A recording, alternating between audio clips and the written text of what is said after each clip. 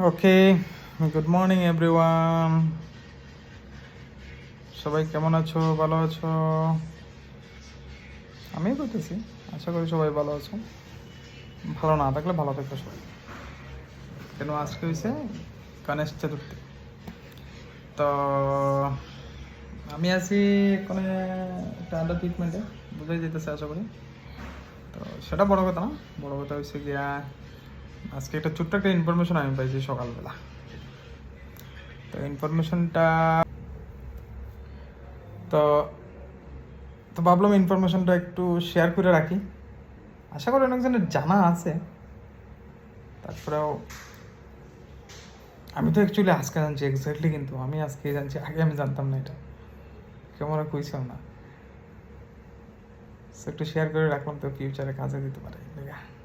তো ইনফরমেশনটা হইলো গিয়া